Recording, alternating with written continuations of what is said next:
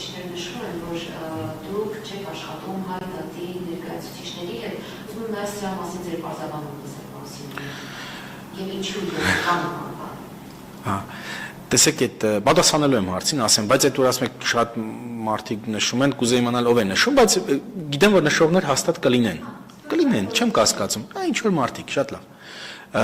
Մեղմ ասած դա իրականությանը չի համապատասխանում։ Տեսեք, կարող եմ կոնկրետ օրինակներով ձեզ թվարկել։ Ես անցյալ տարի առնվազն 14 կամ 15 գործուղում եմ ունեցել, նույնը նախորդ տարին, նույնը դրանից առաջ եւ գործուղումների ժամանակ ընդհանրապես մենք միշտ ձեռք ենք մեկնում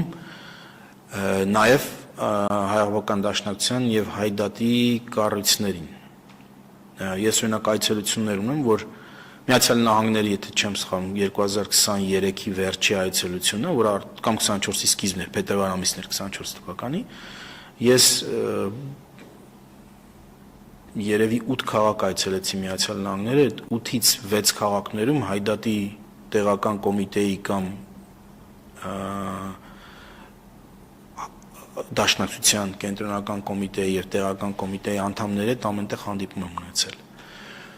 Ուրիշ բան է, որ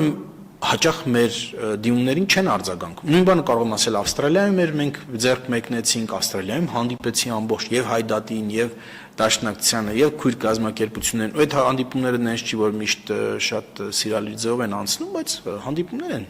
Ի վերջո, որտեվ ես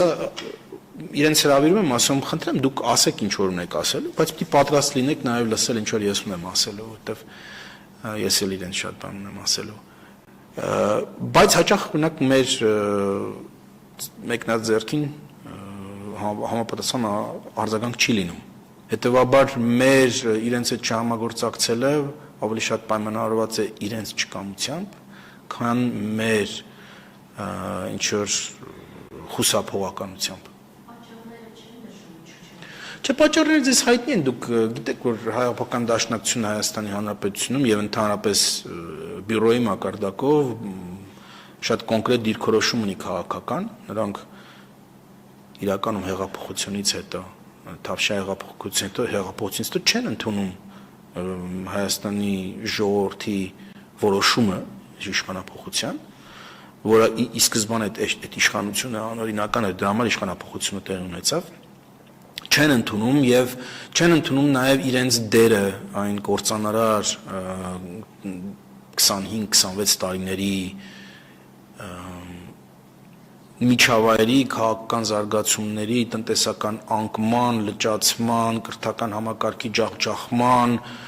հայ մարդու համար ապագայի տեսլականի ոչնչացման այդ ամբողջ գործընթացի մեջ, որի վերջնարդյունքը եկեք